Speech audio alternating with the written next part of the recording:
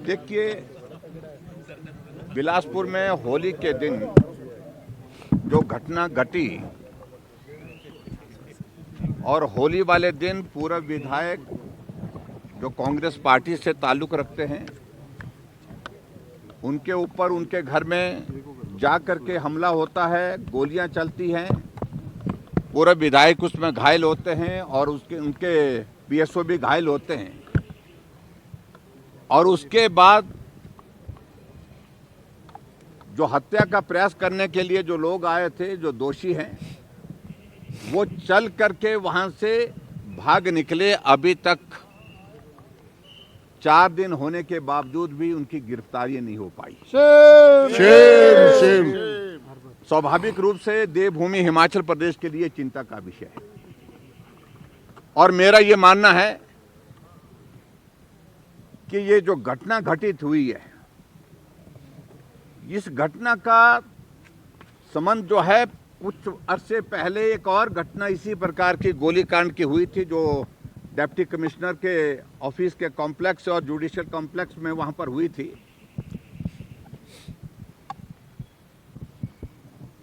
लोग इस बात को उस सारी घटना से जोड़ रहे हैं, लेकिन हम उस पर अभी कुछ कहना नहीं चाह रहे हैं क्योंकि इन्वेस्टिगेशन की प्रोसेस अभी तक चली है। इसलिए इन्वेस्टिगेशन की प्रोसेस जब तक कंप्लीट नहीं होती तब तक के लिए उचित नहीं होगा उस पर बोलना। लेकिन कुल मिलाकर के इस बात को लेकर के आज पूरे हिमाचल प्रदेश में, हिमाचल के साथ पूरे देश भर में इस बात की चर्चा है कि इस सारी घटना का आखिरकार लेना देना जो है वो नशा माफिया से जुड़ा हुआ लग रहा है। और ऐसी सूरत में मैं सिर्फ इतना ही कहना चाह रहा हूं कि जो पूरा विधायक घायल हुए हैं, डॉक्टर की रिपोर्ट के मुताबिक वो खतरे से बाहर हैं, ये हम सब के लिए संतोष का विषय है। उनका जो पीएसओ वो भी खतरे से बाहर बताए जा रहे हैं। लेकिन उसके बावजूद जिस तरह से पूरा विधायक के बयान राजनीतिक दृष्टि से आ रहे हैं, वो सचमुच में एक दुख का विषय है। अभी उनको स्वस्थ होना चाहिए, हम उनको शीघ्र स्वास्थ्य की कामना करते हैं, लेकिन राजनीतिक बयानबाजी देने का ये वक्त नहीं है। अभी तो सरकार उनकी पार्टी की है।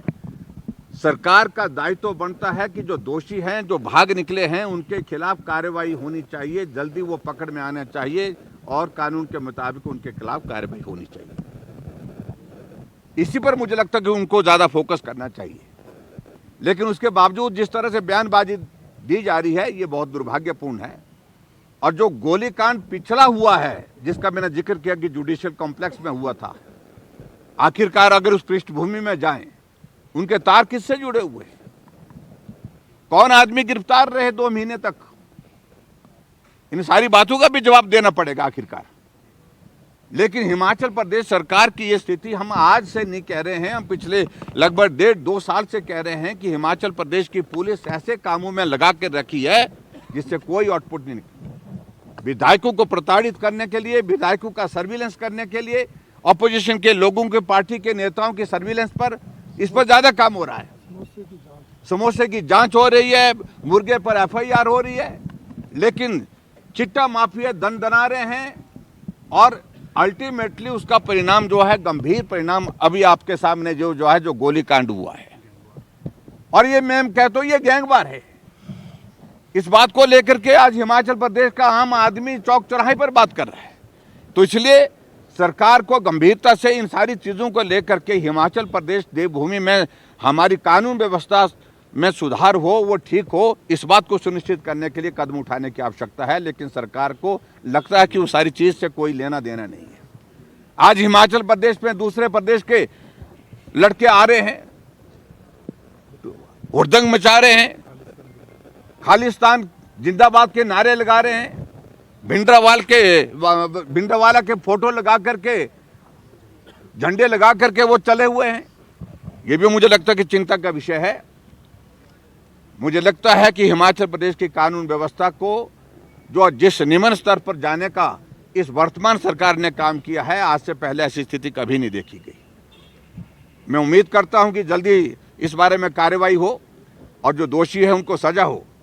और अभी तक आज हमने, क्योंकि होली के बाद विधानसभा बंद थी, वर्किंग डेज नहीं थे, तो आज बजट भी प्रस्तुत होना है और हम तो चाहेंगे कि मुख्यमंत्री सारे गंभीर विषय को लेकर के बजट प्रस्तुत होने से पहले स्टेटमेंट दे, हाउस में स्पष्ट करें कि आखिरकार ये देवभूमि हिमाचल प्रदेश आपकी सुक्खू जी की सरकार व्यवस्था परिवर्तन के अंतर्गत कहां जा रहा है। इन सारी बातों को लेकर के भारतीय जनता पार्टी के विधायक दल ने तय किया कि आज हम सत्र में प्रवेश होने से पहले, विधानसभा जाने से पहले अपनी बात आप सबके साथ साझा करते हुए प्रदेश के लोगों तक पहुंचाने की कोशिश करेंगे कि देवभूमि हिमाचल प्रदेश में कानून व्यवस्था नाम की कोई चीज रही नहीं। Thank you. देखिए, उन सारी चीज़ों का कोई मतलब नहीं है। मुझे लगता है कि पहले तो उनको स्वस्थ होने की बारे में जो है वो आराम करना चाहिए थोड़ा।